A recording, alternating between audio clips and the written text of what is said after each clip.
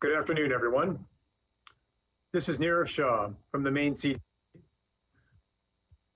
We are just internet connectivity issues, so we will hopefully be loud and clear in just a moment.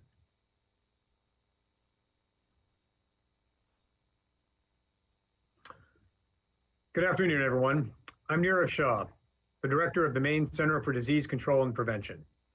Thank you all for taking a little bit of time out of your afternoon to hear the latest on where we stand with respect to COVID-19 for today, December 9th, 2020. And I'm saddened to begin today's update on a series of very sad notes. Just today, Maine CDC is reporting the deaths of seven additional Maine people. One of them was a man in his 100s from Androscoggin County. Another was a man in his 80s from Cumberland County. A third was a woman in her 90s from Hancock County. The fourth was a man in his 80s from Hancock County. The fifth was a woman in her 80s from Androscoggin County. The sixth being a man in his 80s from Cumberland County. And seventh, a man in his 50s from York County. 4 of these individuals died yesterday, and 3 of them died the day before, on December 7th. These additional 7 deaths come on top of 12 deaths reported to Maine CDC yesterday. Cumulatively, they bring the number of people in Maine who have died with COVID-19 now to 246. It's notable, looking at that list, that one of those gentlemen was a man in his 100s, a man who, though I don't know his exact age, perhaps was born during and even perhaps survived the last large pandemic in 1918. A man who survived the Great Depression, 2 world wars, numerous conflicts, to say nothing of numerous tumultuous world events, including potentially one pandemic. As we go into another holiday season, I ask all of us to remember the now 246 families across Maine who will be celebrating their first winter holidays without their loved ones. We as a state mourn their collective losses. And I would like to take a moment to offer all of their friends, family members, and communities our deepest condolences during this continuing time of grief. Overall, statewide, there are a total of 14,454 cases of COVID-19, an increase of 405 cases since yesterday. Of those, 12,678 are confirmed and 1,776 are probable cases. Overall, 10,388 individuals have recovered. As I mentioned a moment ago, sadly, there have been 246 deaths. Among our cases, 1,853 are among healthcare workers, and to date, the Maine CDC has now fielded almost 18,600 phone calls and requests for consultation from healthcare providers and everyday folks across the state of Maine. Cumulatively, since we began our pandemic activation, 819 people have been hospitalized. Just in the past 30 days, 252 people have been hospitalized.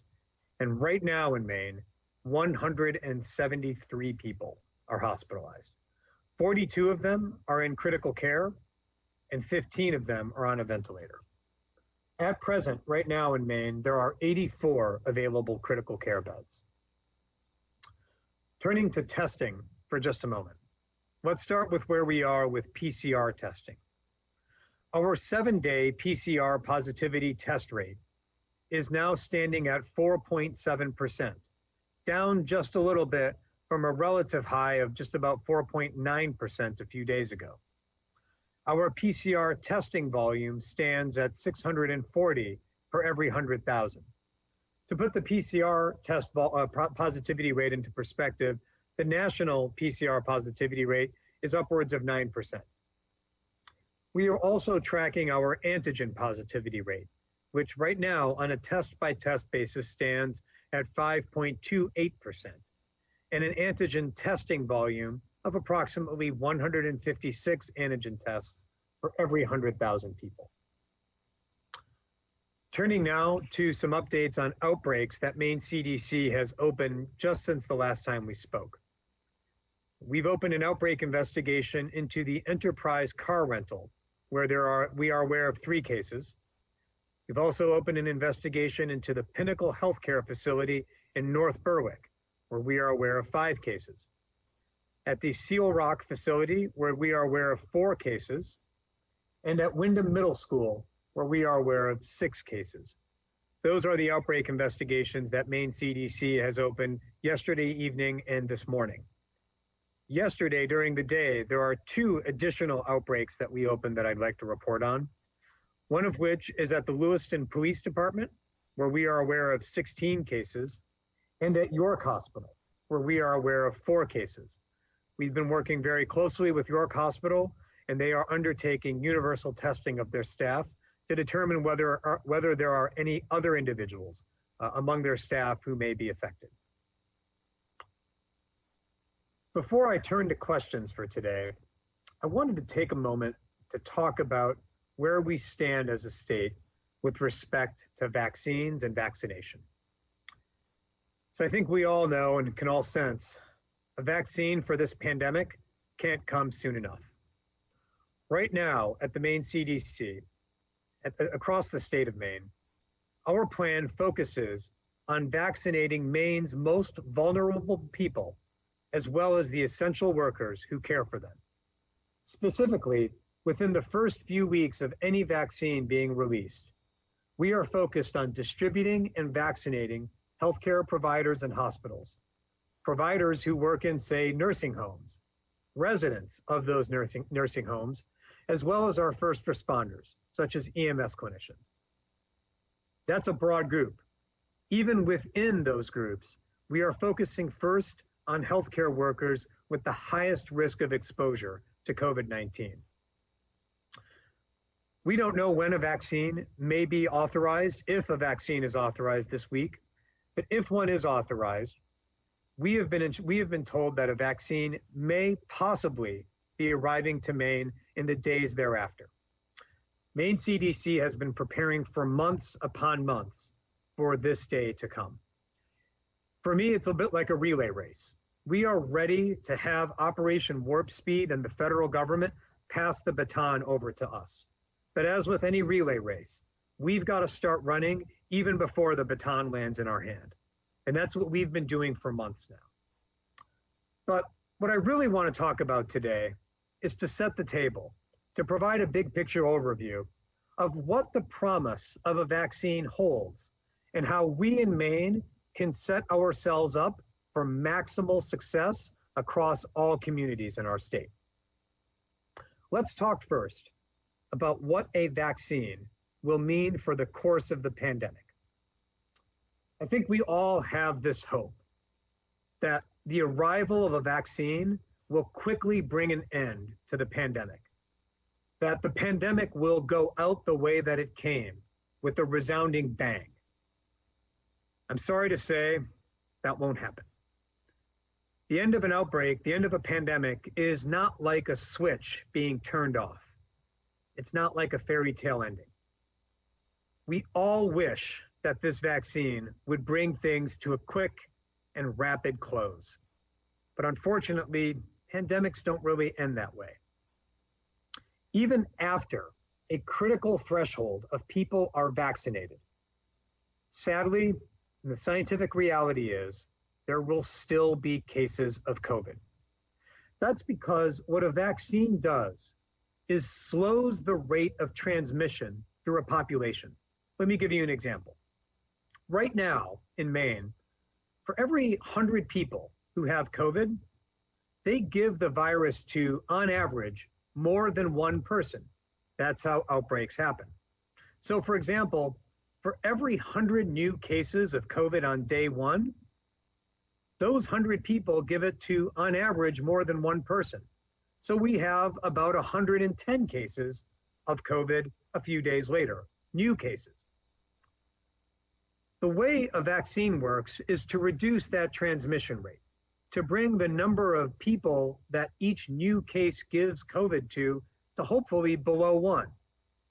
But even in that world, it still means, for example, that for every 100 new cases, there still might be 70 or 80 new cases that they've given it to a few days later. Let me put that in perspective. Right now, the pandemic across the country and across Maine is like a speeding train. And by the time the brakeman pulls the brake on the train will still go for miles before it starts coming to a safe speed, let alone stop. It will be the same way with the pandemic. The reason I'm telling you this today is to emphasize that the good public health habits that we all have now may be things we need to keep with us for some time. Things like social distancing, physical distancing, as we like to call it, wearing a mask. Those good habits will not disappear even after a vaccine starts arriving. They will still be just as important. Indeed, as I will talk about in just a moment, they may be even more important. The other reason I'm telling you this is that it's important for all of us to be realistic about what a vaccine can do, and more importantly, when it can do that.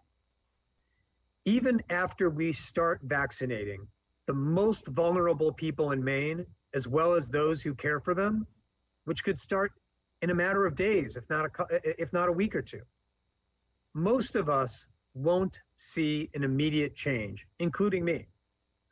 That's why keeping up those public health measures that we've now grown accustomed to are so important.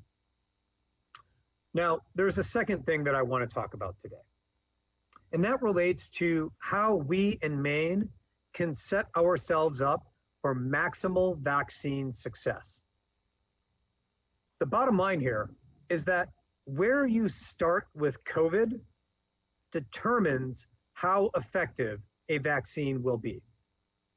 According to some recent research, any COVID vaccine will be much less effective at preventing death or illness if the vaccine is introduced into a population where the virus is already raging, which sadly is the case in many parts of our country.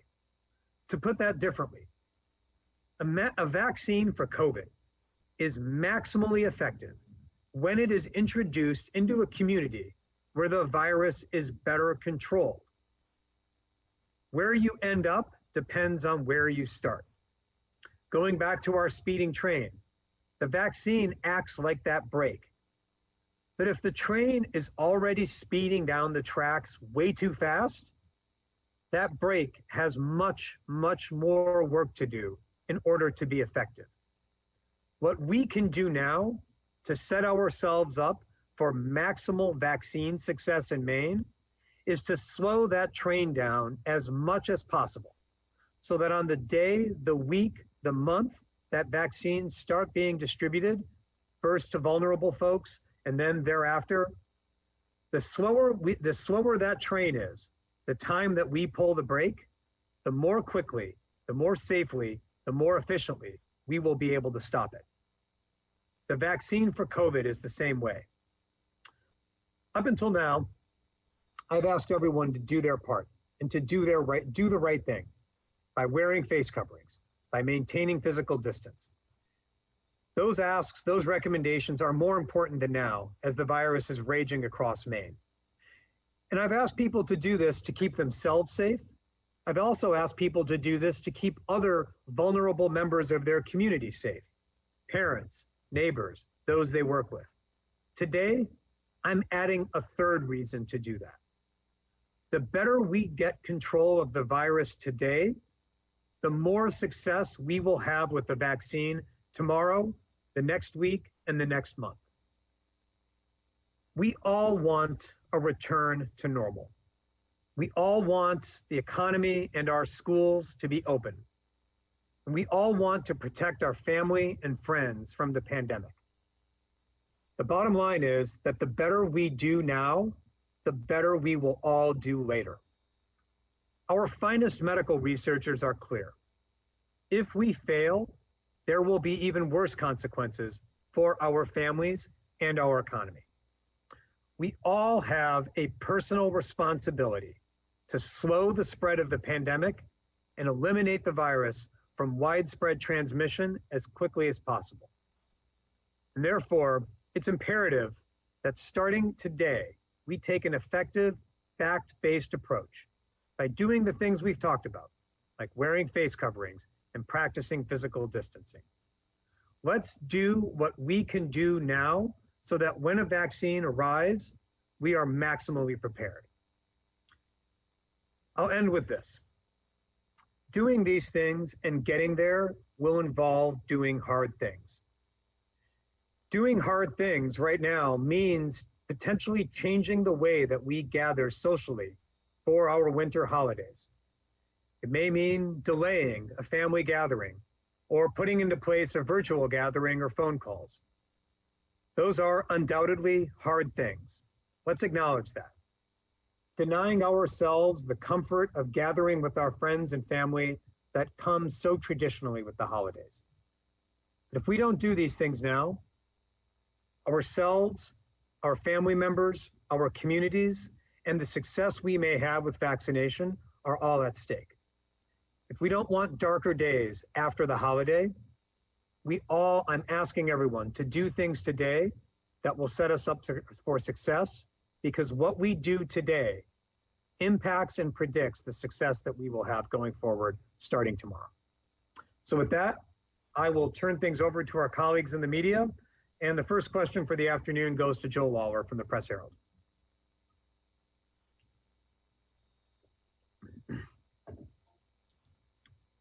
Joe? Sorry about that. Can you hear me? Yep, I can, Joe. Go ahead. Okay. So first, just a clarifying question before I get to the main questions. The 4,000 backlog, has that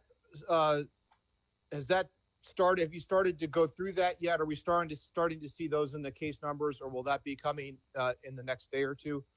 We started going through that on Monday.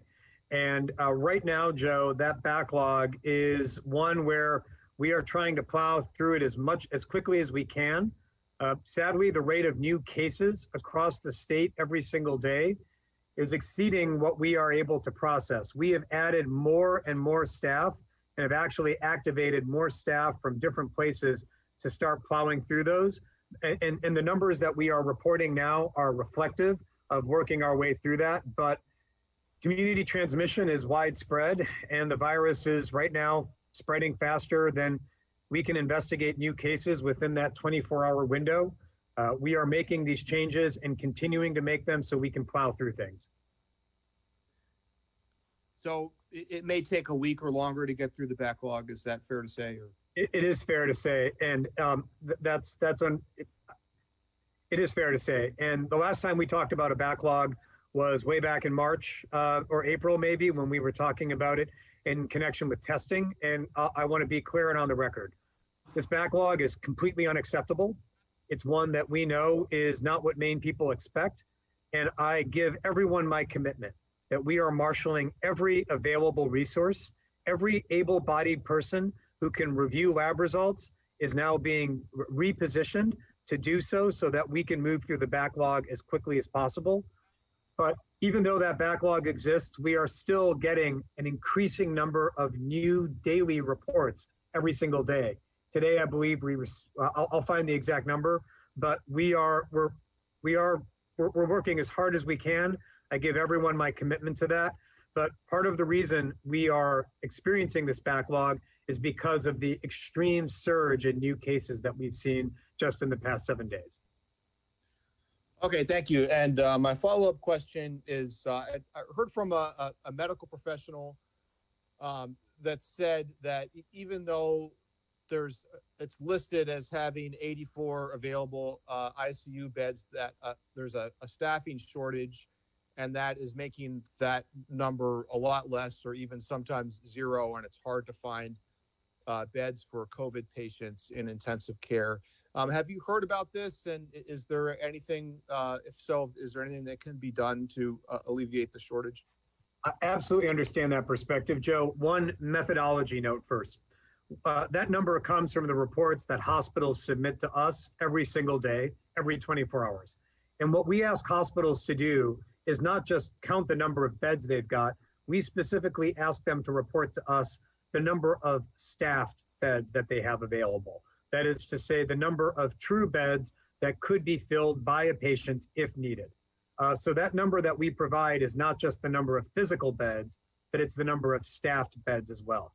None of that undermines or negates the fact that staffing is probably our primary bottleneck. Beds we've got, ventilators we've got. I can go through those numbers in a moment, but staffing remains one of our principal concerns, not just in Maine, but nationwide. But again, just to be clear, that number, what we ask hospitals to report to us is not theoretical capacity, but actual capacity, meaning staffed capacity.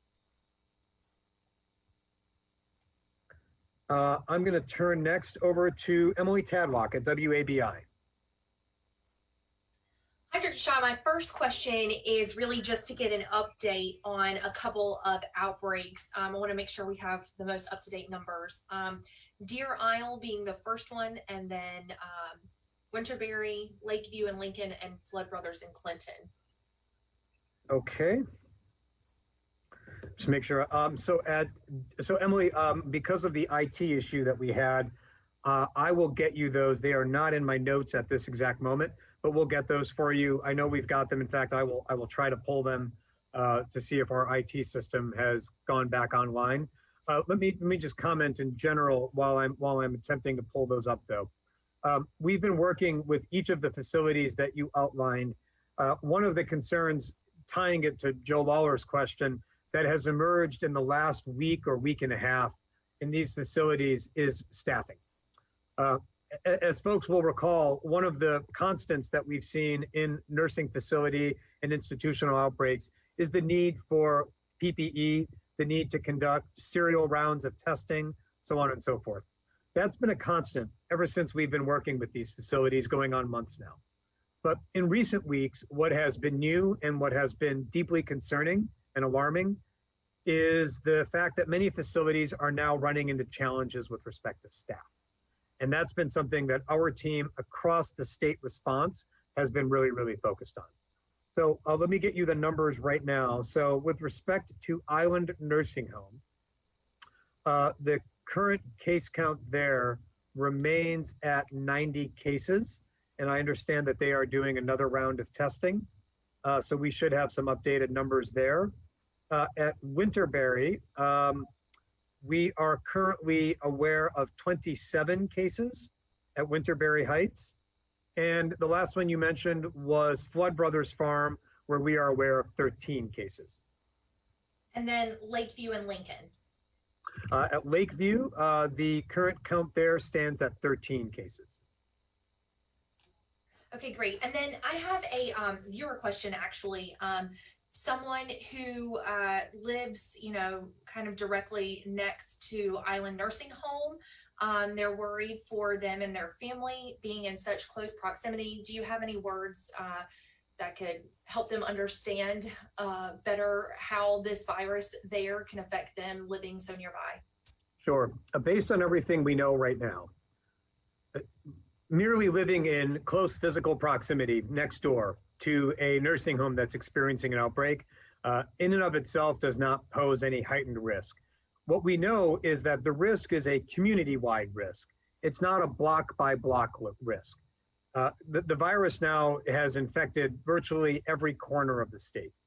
And so merely by being in very close physical proximity, i.e. next door or on the same block, that fact alone doesn't increase the risk. It does, however, it should, however, serve as a reminder for anyone to make sure that they are wearing face coverings, maintaining physical distance. What does increase the risk, however, is recognizing that we are dealing with community transmission. So it's not a block by block, street by street risk. It's an acknowledgement and a recognition that the virus is in every single community in Maine. That's the way we should be going about it. Even though their risk is not heightened because they are in close proximity, they should still behave as if anyone around them may potentially have the virus, because it is in all of our communities.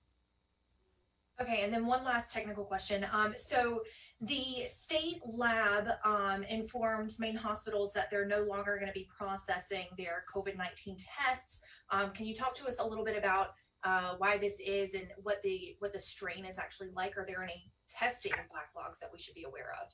There are no testing backlogs, but let me walk through those facts first, because I think it's really important. There were a handful of hospitals that were sending a high volume of samples to the Maine CDC laboratory. The Maine CDC laboratory is a public health lab, and it is focused on making sure that public health testing can be undertaken. Testing for outbreaks, testing at nursing homes for outbreak scenarios, the types of outbreaks that we talk about here. In order to be able to do that testing, which can vary in demand from day to day, we need to make sure we have capacity to do that. The other factor here is that hospitals have the ability to work with outside laboratories to ensure that their patients or their preoperative patients can get tested, but not necessarily needing to use the Maine CDC laboratory, which again, we are hoping to preserve for public health emergency functions like outbreak scenarios. So in light of that, in light of our desire to make sure we had sufficient capacity at our lab, as well as what everyone is aware of as an increasing number of outbreaks that we are opening day in and day out, we wanted preemptively to make sure that we had that capacity. Because we're opening more investigations, we want to make sure we can preserve that. The change goes into effect later this week. We recognize that it may be a challenge, but at the same time, we've got to balance availability for our lab for public health outbreak purposes. Thank you. I'm going to turn over to Evan at the Maine Beacon next. Hi, Dr. Shah. Thank you. So California just announced that tomorrow they'll join 17 other states in using exposure notification functionality that people can opt into. That's developed by Google and Apple that allows mobile phone users to know if they've come into contact with someone who's tested positive for COVID. And I'm wondering, with the current difficulty of contact tracing in Maine, does the state have any plans to adopt this technology or anything similar to it? Evan, it's a good question. It's something my team and I have looked at periodically throughout the pandemic. What you will also have seen in the articles that covered that is that the experience of other states that have rolled it out has been uneven, to say the most. Virginia being the first state to have rolled it out, and their uptake has been, depending on who you ask, not what they thought it would be, and that's been the same pattern across a number of other states. The program does not work without someone's consent. It's not as if, again, that there's a switch at the Maine CDC that I flip and all of a sudden this entire thing happens. Folks have to agree to it. And what has happened in a number of states is that even though the state health department has signed on for this, individuals themselves have said, you know what, I don't know that that's for me because of privacy concerns or other concerns they have. Even though the system does not track movement, it does not record names, individuals have had concerns. So the question for us is whether this is whether this should be our top priority right now, or whether it's something that we should continue looking at to see if there are ways to increase the uptake rate of it. It is not a substitute for contact tracing. It is just what it says. It is merely exposure notification. It is not a substitute for contact tracing. We're continuing to take a look at it. We have not ruled it out, but in talking with my counterparts across the country, the 16 or 17 states that have brought it online, what they've almost uniformly said is, we've rolled it out, but not a lot of folks in our state have really decided for themselves to switch it on. I'm going to just provide one really quick statistic, if I may, that struck me in a report that I read a couple of days ago about this. I will see if I can pull it up really quickly. But this is some data from North Carolina, which rolled this out not too long ago, and the CEO of the app company that developed North Carolina's app said that 91 of North Dakota's 14,000 active users had enabled this software on their phones, and of those 91, only 29 had actually decided to go ahead when they became positive to say, I would like to notify my contacts. And those 29 people only prompted 50 notifications. And that's as of, I think, Saturday or Sunday. We haven't ruled it out. The question for us is whether it's the most high priority thing we can be doing right now, or whether it's something we wait a little bit longer on. Thank you. I'm going to turn to Mal Meyer at WGME. Mal, welcome to Maine. Yeah, thank you so much. Can you hear me all right? Sure can, 5 by 5. Okay, great. Talking about Portland Water District, they've been collecting wastewater samples to test for shedded COVID-19 particles. How are you guys using this from a state level? I know others are using this, like the University of Maine system. So how are you guys using this currently, and what's the hope for it for the future? You know, the technology and the modality holds promise. And it's one that a number of communities across Maine have started using, as well as you noted, certain dormitories on, say, college campuses have used. In speaking with colleagues of mine, the question now is, of course, what to do with these data. What does it tell us from an action perspective? Certainly, the data are interesting from an academic perspective to look for correlations in wastewater increases and subsequent increases in cases later. That's certainly interesting. But right now, sort of in connection with Evan's question, our focus is on what can we do that will allow us to take action. One of the things that we found is that when the testing is utilized, say, at the discrete building level, say a dormitory, that empowers us to take action more quickly. This was actually the case in an outbreak from earlier this summer at St. Joseph's College, who saw an uptick based on their wastewater testing and worked with us to prompt widespread universal testing in the dorm. And I believe that we were able to identify an outbreak very early on before it got much worse. So that's what the discussion that we are having right now with colleges, universities, offices, as well as at the municipal level. We've been working with them and talking with them at length. And again, for us, the question is always, what can we do with this data that will allow us to make some intervention to protect public health? Great. And then my next question actually comes from Blair Best. 14 people have died at Durgan Pines Nursing Home. Their medical director says 10 of them died from COVID, while 4 died from COVID complications. Can you explain what a COVID complication might be and why it's counted the same as a COVID death?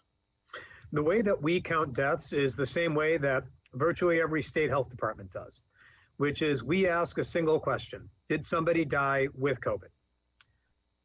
It is up for, say, the medical examiner or a pathologist to make determinations of the cause of death. But what we do is we ask a simple question. As sad as all of these deaths are, our question is, did somebody die during the time period when they were suffering from COVID? Someone could, of course, still die after their COVID period is ended. That's a possibility. And a medical examiner may determine that COVID was a contributing factor in their death. We don't dispute that. The question we are asking, though, is not whether somebody, the question we are attempting to answer is a little bit different epidemiologically. It is whether somebody died with COVID. So there's no conflict in these numbers. They are just answers to different questions. That explains why, as to Durgan Pines, we have counted all of those deaths as COVID deaths, because they are the answer to the question, did this person die with COVID? I'm going to turn now to Steve Porter at Seacoast. Thank you, Dr. Shah. I wanted to ask a follow-up question about York Hospital. You said that they are undertaking universal testing of their staff. On Monday, the hospital said it has implemented a plan to test all caregivers and patients who were potentially exposed, and the infectious disease specialist specifically said it was not universal testing, if I'm understanding her comment correctly. Did your team persuade York Hospital to conduct universal testing? I will check with that, Steve, to make sure that's where we are. We are aware that they have, as is standard protocol, notified any potentially exposed patients or visitors. But as to the universal testing, I will double check to see where we're at. Generally speaking, we recommend that hospitals cast the widest net as possible. Sometimes that does involve testing all staff, but it may be in this case that our epidemiologist, our medical epidemiologist, working with the infectious disease experts there, determined that it only needed to be certain segments of the hospital in our book, in my book, that still counts as universal testing. It need not be the entire medical staff, but it may be, for example, all staff on a certain ward or who provide a certain service. In our book, that still constitutes universal testing. Understood. Thank you. And then also regarding progress on vaccination sites, do we know yet where all of those non-traditional vaccination sites may be? Do we have the funding to figure that out at this point? So we're talking about community level vaccination, Steve. And I want to be really clear, that is months and months away. Vaccine may be arriving in Maine, theoretically, as soon as next week. But that vaccine will be housed at, for example, hospitals, or for use in hospitals or nursing homes. What you're discussing is community level vaccine, which across the country, as well as in Maine, may not start until the second, maybe even the third quarter of next year. We're right now planning out what the optimum locations for those sites are, and taking into account things like the need to have high throughput, as well as the need for folks to maintain physical distancing while they're being vaccinated. All of that requires resources.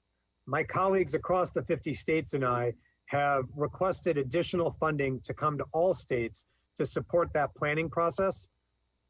We'll get the job done either way. Again, that is what we do at the Maine CDC, but the more resources that we have and federal support that we've got, that will be all the faster we can get there. And a clarification about that. Are there any non-traditional vaccination sites, such as local fire department or EMS services, that would be involved in the phase 1A high priority first round of vaccination?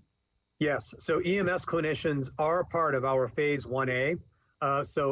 Yes, they are part of phase 1A. So EMS clinicians would be those that we are looking to vaccinate. There are 4,991 EMS clinicians who are licensed and active in the state, and they are squarely part of phase 1A.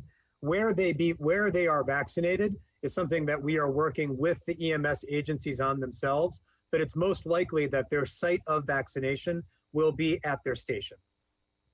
Thank you. I'm going to turn now to Rosalind Flaherty at News Center.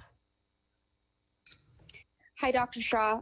Today, Massachusetts released its detailed timeline for vaccines. It has dates and it has categories who will fall into those dates. When is Maine going to be releasing its detailed timeline? I think we already have. We issued a release last week that specified where the first 1A group of vaccines will go. We're working on our planning for the subsequent week as well, and we intend to issue some type of communication about where those vaccines are going as well. Now, in terms of dates, with all due respect to Massachusetts, the US FDA hasn't granted an emergency use authorization. The Advisory Committee on Immunization Practices at the US CDC has not finalized their recommendations. So some of this does depend on where those things happen and the order in which they happen. We're ready to go in Maine. As I've mentioned, we have already started running before the baton has been passed to us, but having dates when we don't know when the starting line is or where that's going to be, that's not how we do it. We're going to be ready to go, and we're going to be clear with everybody about where and who we're going to be vaccinating. Okay, thank you. One last question. 3 Maine healthcare systems held a presser earlier today. Basically, it was a plea to the public. How close are hospitals to either being full or overwhelmed at this point? Well, I think if you heard those physicians, you heard it directly from them. Not only are the workloads and the burden that they are shouldering on behalf of all Maine people becoming something that is quickly becoming more and more difficult with each passing day, their challenges are quickly becoming the challenges of all Maine people. Now, right now, we're not aware that there are any of the health systems are, say, closing their doors. We still have, as we've talked about with Joe, over 80 ICU beds available. But we shouldn't take any chances in letting it get to a point that we are risking having the entire health system be in jeopardy. So I'd like to take a second to commend and applaud my colleagues in the healthcare system for making sure that everybody knows just how vivid of a problem this is right now in Maine. Literally nothing short of the entire capacity of the healthcare system is what we are contending with. So I'm glad that they put the word out there and raised the flag about what everyone in Maine should be doing. we've all got a responsibility to try to keep all of us safe. And as I talked about earlier, to try to set us up for success once vaccines become available. Thank you. I'm going to turn over to Steve at WMTW next. Thank you, Doctor. Quick question about, well, as close as Rhode Island, we are seeing some states install some pretty serious restrictions heading into the holidays. So far, that hasn't happened here in Maine, but is there a tipping point where you would see some numbers or something that says we've got to pump the brakes here in Maine? You know, Steve, let me start by saying all the options are still on the table. And I think as Governor Mills herself noted when she extended the 9 p.m. closure, more options, more steps may need to be taken. We don't have, as we've talked about during these meetings, we don't have a particular set point or threshold or a number that's on the wall here where if we go over it, then a number of things happen.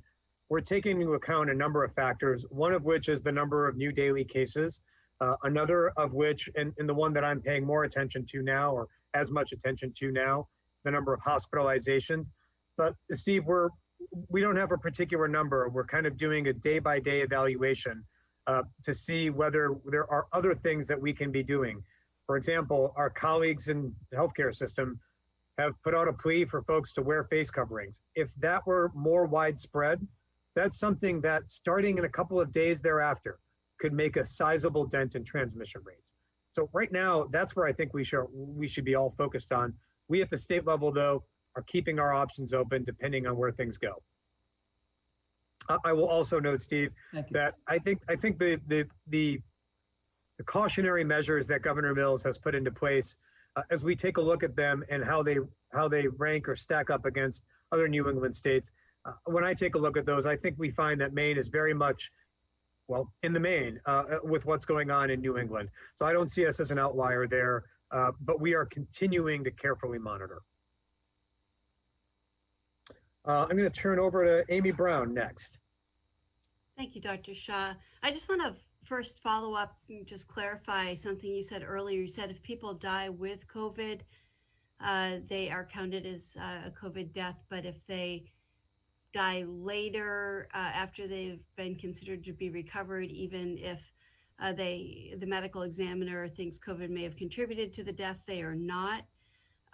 Just want to make sure I have that right. And then also, does that mean that if somebody died of, say, cancer, but they happen to be sick with COVID at the time, they're included in our number of COVID deaths? Yes, as to both. And that has been the way we do it for all infectious diseases. And that is the way that, as far as I'm aware, every state manages this question. Do you think at some point later, people may go back and determine that some of the deaths that COVID contributed to should be included in these numbers of this overall pandemic? It's very possible. If the medical examiner, we could have a meeting with them, but it won't change again, the question we are asking is whether someone died with COVID. There are a lot of folks out there that are trying to minimize or undermine that number by saying, well, that person actually died of something else. The fact is, if you are suffering from cancer and you have COVID, that is almost certainly a major contributor to how you died. So we, again, are asking a simple and straightforward question, whether someone died with COVID.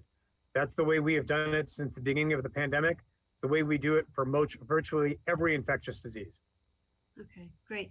I just wanted to clarify that. And a listener asks about whether or not people may still be able to transmit the virus after they've received the vaccine, either by being contagious for a period of time for the vaccine, which I understand does not appear to be the case, but if possibly they could contract the virus to some extent, and even though their body's fighting it off because they've been vaccinated, they may be able to infect somebody else? That is a possibility, Amy, and it is one of the reasons why vaccines don't make infectious diseases go away overnight. It's possible that, and we will need the full complement of data to really be able to analyze this, but many vaccines don't necessarily prevent you from harboring the virus or bacteria. They just prevent you from getting sick with it, seriously sick with it. the data are still coming in and are being analyzed with respect to which of the different COVID vaccines affect the immune system in that different way. But that is one of the reasons why the arrival of a vaccine may not spell the immediate end of the pandemic. As I mentioned a moment ago, it's like that train.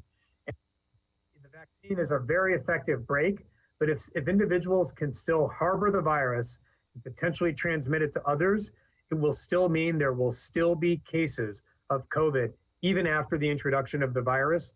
The corollary of that is that the measures that we have all grown accustomed to, face covering wearing, face masks, physical distancing, may not go away for some time. Okay, thanks. I'm going to turn to Charlie at the BDN next. Hi, Dr. Shah. Thank you. Apologies in advance. I have a little bit of a long-winded introduction, but I'll try to get through it quickly. So my first question, you and your colleagues at Maine DHHS have repeatedly mentioned small indoor gatherings as a big source of coronavirus transmission in the, this fall and almost into the winter. And then there are also some public health experts who have questioned just how much those events are causing the surge across the country, just because there's not a ton of clear research on it. So at this point, to what extent do you think those types of gatherings are driving Maine's surge, and what data do you have to back that up? Sure. Let me start, Charlie, by noting that it's not just me at the Maine CDC. Much of this analysis comes from folks like Dr. Anthony Fauci, as well as senior experts at the US CDC, who have taken a look at the epidemiological data on a nationwide basis as well. Indeed, I was first clued into this epidemiological shift based on, it wasn't a talk or an interview that I heard Dr. Fauci give way back in early or mid-October.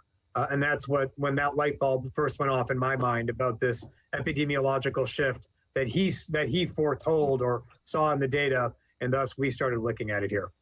What we base it upon in Maine is the reports we receive from our case investigators who interview cases. And increasingly what we've seen since Dr. Fauci, and was echoed by Dr. Birx as well, raised this possibility for state health officials, what we've increasingly seen is individuals who say, for example, I have not attended a single large gathering. I haven't been to a single restaurant. The only place that I have been is to my friend's house last week, or my brother's house last Sunday, or having some friends over to watch the game. And that was a trend that we started seeing in the run-up to Halloween, but really more going into November. I'll see if I can better quantify that for you. But in my meetings with our epidemiologists, that was a refrain that we started hearing and seeing more. Folks who were, for all purposes, indoors, except for those social gatherings. A companion piece to that, although I don't have the data to prove this, but I believe it to be the case, is a companion piece to that, Charlie, which is individuals who, while they were at those smaller gatherings, less likely to be wearing masks. We ask people about their mask wearing behavior, but we don't always get the most robust data on that. So I can't give you a hard figure, but I believe by the reports that we've received that individuals are not just transmitting or acquiring it in small gatherings, but what is aggravating that is less mask wearing during those gatherings. Okay, so I have one additional question, but first just to follow up on that. So in terms of quantifying it, it sounds like you don't have it at your fingertips, but is that something you'd somehow be able to do after this meeting, or that Robert might be able to do? I mean, I guess I'm just wondering how great that is a factor now versus 2 weeks ago, 4 weeks ago, et cetera. And do you have any sense of that, or is it more you're kind of triangulating a couple different trends that you're seeing, but don't have a clear sense of it? It's the middle. So we are triangulating different trends. I think we've got a clear sense of it. You're asking sort of about the magnitude. And so that is something we can try to look into. I can't make any promises because, of course, our epidemiology team is outbreaks upon outbreaks, et cetera, et cetera. But let me take a weak version of your question and a strong version. The sort of weak-ish version is there reason to doubt the role of small gatherings in COVID-19 transmission? And there, Charlie, my answer is definitive. To me, the answer is no. On that, I believe the science and the epidemiology is settled. It's not just my opinion on that. Dr. Fauci and others share that same view. The harder question is, how do we quantify that such that we can get insight into how it's changed? That is a bit more challenging, I concede, because what has happened is folks are, their exposures outside of the home are growing fewer and fewer and fewer. So we're left with fewer venues at which they could get COVID as compared to March, where folks were still going out more. So that's what complicates that analysis. We'll see what we can do, but to be straight with you, given how swamped our epidemiology team is and how they're working now 18-hour days, I can't promise you. In fact, one of our senior epidemiologists, we had to put a rule into place that they have to go home. They have to leave the building at a certain hour every day because they were spending too much time in our building. So I'll do the best I can, Charlie, but I can't promise it. Okay, fair enough. And then just secondly, it seems like it's getting harder overall for the state to keep track of all these chains of transmission, given that there are just a lot more cases, and there's the backlog you mentioned earlier and the recent change in contact tracing. I mean, at this stage, how important do you think it is to map out the precise ways that people are getting infected, or does it become less important when you're just so swamped? I'm glad for that question, Charlie. So you started it by saying it seems, and I'll be more definitive. It is the case that the chains of transmission are blurry at this point. It resembles more that it's initially in COVID across the country, it was a series of straight lines, dots that we could connect. Now it's a bowl of spaghetti. That is the definition of community transmission. Community transmission, by its definition, means that individuals are being infected, but are not able to pinpoint where their source of infection was. That trend has been in place now for weeks and weeks and weeks, and preceded the changes that we've made. But those increases in community transmission have no doubt contributed to why we've had to make these changes, because they have caused and generated exponential growth. So I want to separate out a little bit one element of your question, which is the community transmission piece. That is certainly happening. There is no question about that. But that is not necessarily the reason for, but the changes that we have made do not necessarily complicate that picture. They are a result of that picture. Now, you asked a related question that my team and I and my colleagues and I have debated, which is what is the enduring value of these epidemiological interventions when community transmission is so widespread and rampant? And I think our view is that they still have value. Contact tracing, again, is not, what we're talking about is case investigation. They still have value because they allow us to see the light of potential outbreaks, which is something that we can intervene on really quickly, as well as communicating with folks who have tested positive so that we can give them advice on what to do and where to stay home. So we're not giving up. We think they have value, but certainly because of the onslaught of cases resulting from community transmission, that makes it very hard. Thank you. I'm going to turn now to Steve Missler. Thanks, Dr. Shah, and thanks to Charlie for asking one of the questions that I had about contact tracing and the household transmission metrics, which leads me to the vaccination plan, which is pretty detailed. My question, though, is about for people who do not have organizational supports, who are not in congregate care settings. I'm thinking more of the phase 1B and maybe 2 folks. I'm talking, so people who don't have organizational supports or supervision directly, how will those people know when their number is up? How do you reach them? Yep, and I don't think you meant to say when their number is up. Well, no, I did not. Yeah, No. yeah, I know, I hear you. Understood completely, Steve. That's a challenge. So let's talk about 1B in particular. 1B, of course, is those who are essential or frontline healthcare workers. We will need to figure out a way to identify them as well as to figure out what the best and most efficacious way that they can be vaccinated will be. It goes back a little bit to some of the questions earlier about sites of vaccination. It's possible as we get into 1B that some of the architecture we're setting up now around, say, EMS stations or places of that nature will continue to be the locations that essential workers may be vaccinated. We're also looking at maybe asking essential workers to go to their nearest Walgreens or CVS as a potential second venue there. But you're asking the equally challenging question of how we notify them.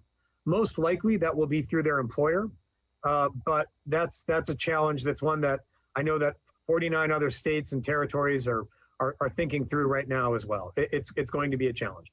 But I will end by saying this, Steve. There's a notion that we've, how do I put this right? I'll go back to the favorite saying that there's this notion that the changes between 1A, 1B, and 1C are like those proverbial switches on the wall, and that we're going to switch off 1A and switch on 1B. But it's not going to be like that. It's going to be like dials that we turn down and turn up. So there will be a time at which we will be turning down 1A and simultaneously turning up 1B. So it's not as if we've got to have every single essential healthcare worker notified on Monday morning at 6 a.m. We will be able to turn the dial up as we move through 1B. Thank you for that. Do you see a role with primary care physicians playing in this too, especially if they have somebody who might be on the, let's say they have asthma, but not like acute asthma, situational or something like that. Maybe the healthcare or their provider might be somebody who would they recommend it to them? Like, how does it work? How would that work? Or maybe we're too far down the road here. I don't know. Well, no, you're asking the questions that we're talking about every day, Steve. So one observation is our operating principle is going to be that folks should get vaccinated in the highest acuity category that they are in. So if they are an essential healthcare worker who's 67 years old, they should get vaccinated in 1B, the essential worker category, not 1C. Primary care physicians, outpatient clinics will undoubtedly have a role to play. We've already started conversations with them. I've had some conversations with leaders of those clinics. We fully intend to support them first in their role as healthcare providers, 1A, but then also loci for vaccination. The concern or the thing that we're grappling with is that we're talking about mass vaccination. So throughput matters. Some individuals may need that consultation with their physician before or during the vaccine process, but for others, it will just be about getting vaccinated. So throughput is really what comes to mind there. And so we're working with those clinics to see how they can maximize throughput as much as possible. Thank you. And the last question for the afternoon goes to Patrick Whittle. Thank you very much. I might be asking you to speak outside of your job description here, but moments ago we received a notice of a one-time payment of $600 to certain workers who are unemployed due to the coronavirus pandemic in the state of Maine, which is a state program, not a federal program. Are there any more details that you can provide about this program and what the thinking behind it was? It seems like it's linked to the lack of a federal extension of similar programs. Patrick, sorry to disappoint. I'm aware of the program, but I don't have any further details that would be illuminating or helpful, just to be completely straight with you. Sorry. Nope, totally understand. But anything else on your mind? Tons of things, but I think we covered most of them in the previous questions. Very good. Well, thank you all for taking a little bit of your time out of your afternoon to catch up on where we stand with respect to COVID-19. As I mentioned, just to recap, we are eagerly anticipating, preparing, and ready for the arrival of a COVID vaccine here in Maine. But I think it's also simultaneously important for us to be realistic about what that vaccine will do, when it will do it, and in whom. We all want this pandemic to end as quickly as possible. But we can take steps right now that will set Maine up for maximal success once the virus is introduced, not just for healthcare workers, but for essential workers, for older Mainers, and eventually for all Mainers.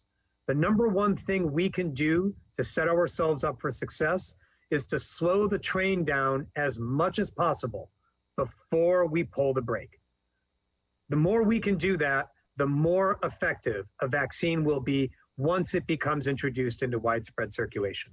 So I ask everyone to do the right thing and to do their part. Wear a face covering, wear a face mask, stay physically distant, if not for yourself, if not for your vulnerable family members, then for everyone else in Maine to help set us up for success as vaccines start arriving. Thank you all so much for your time this afternoon. As always, please be kind, take care of one another. We'll talk again on Friday.